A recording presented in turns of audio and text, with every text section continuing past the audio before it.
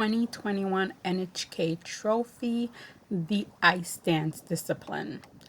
I want to start off with a disclaimer. I don't like Nikita Katsalapov as a person. I don't remember what event it was. However, a couple of years ago, Vicky and Nikki were at an event where something went wrong. And I remember Victoria being almost to the point of tears, begging for Nikita's forgiveness. And he treated her like she was less than human. The alarm bells immediately went off in my head. I thought, if this is how he treats her on public television, what does he treat her like in private? Ever since then, I have not been able to connect with this team because for me, ice dance and pairs to a lesser extent is about two people becoming one, forming a deeper, not necessarily sexual connection, but a deeper connection. It's about respect, trust, and understanding. And since he did not show any of that to his partner on this particular day, this team is just not one that I particularly like or connect with. Or basically, I don't like him and I don't connect with them. Having said all that, Victoria Sinitsina and Nikita Katsalapov are the winners of this event. I had predicted they would win and they won. I think their rhythm dance is much improved from when I last saw it at the Russian Tech Skate. The free dance is a continuation of their last season free. It's generically okay. To be frank, this team is rather dull for a Russian ice dance team, which is odd because Nikita was partnered with Elena Ilnik, and they were very exciting. I think this may be in part to the fact that Elena looks like the kind of woman who would check Nikita to within an inch of his life. And because of that, maybe that's why I was able to connect with them more, because that nonsense that he pulled on Victoria, where he was just basically humiliating her on ice, is not something that I think he would would pull with Elena, even in his dream, let alone in reality. But anyways, when he skated with Elena, they were really just fascinating and exciting, and just I really liked them as a pair. But I find him with Victoria to be a very boring pair. However, they were clearly the best on this day and they won. In second place, as expected, was Madison Chalk and Evan Bates. And for a minute there, after the rhythm dance, and they were only 0.31 off of Nikki and Vicky's score, for a moment there, I was like, maybe they can do it. I love the rhythm dance for this team. Madison is a bad girl like no one else.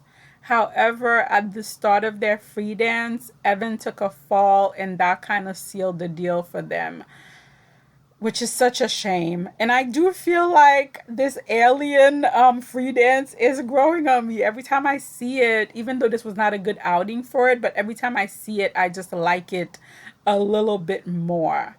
They now have two silver medals on the Grand Prix, which I think should be enough to get them to the final. I can't say for sure, but I think two silver should be enough to get them to the Grand Prix final. I'll have to wait and see. But it was a little disappointing in the free, but the rhythm dance was really good. In third place, and I had them in fourth place, was Layla Fair and Lewis Gibson. I'm so happy for them that they finished in third place.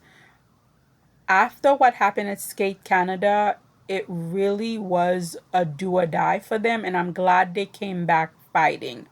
The long still look like it needs work. There were moments where it was not smooth and the flow of the program was off. However, I do believe that they will have most of this workout by the Olympic. Or I hope they will have most of this workout by the Olympic. This is such a big music type of program that they're really going to have everything figured out if they're trying to have an Olympic moment with it. In fourth place, I thought they would finish in third, was Sarah Hurtado and Krill Calivan. they had a pretty scary lift where Krill's legs were visibly shaking, and for a moment I was afraid that he would drop her. I feel like for Sarah and Kirill, this was probably not the result that they wanted, especially as they're trying to get that one spot for Spain to go to the Olympic. I feel like this event has made it that much harder for them to achieve that goal. Once again, Sarah looked fabulous. However, as I've stated before, I'm not a fan of either of their program, and I've yet to see them skate both programs clean, which makes it even harder for me to get on board with it. And fifth place was Marjorie Lajoie and Zachary Lagat. My Lala couple. My Lala couple had 2 seasons best at this event, and they were only 0.71 off the fourth place finishers.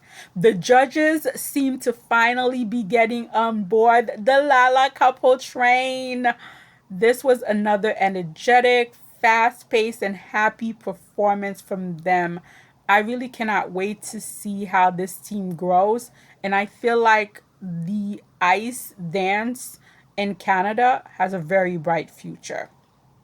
In sixth place, and what a debut. I had them in eighth place, but they proved me wrong. Was Kana Moramato and Daisuke Takahashi.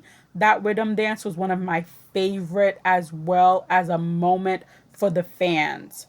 The frontal knee to the neck lift is amazing. They have just improved so much over the course of like 1 to 2 season. Their free dance is super entertaining. Every little nuance, every little detail. I am so happy that this team is making such a grand international debut. I am so looking forward to see how they grow in progress. And it's Daisuke. Oh my god, my little heart is just beyond happy. It was really great to see the audience energize the skaters at this event. For me, the ice dance night belonged to Kana and Daisuke. What a way to perform on home ice. Well, let me know in the comment which ice team you guys are rooting for.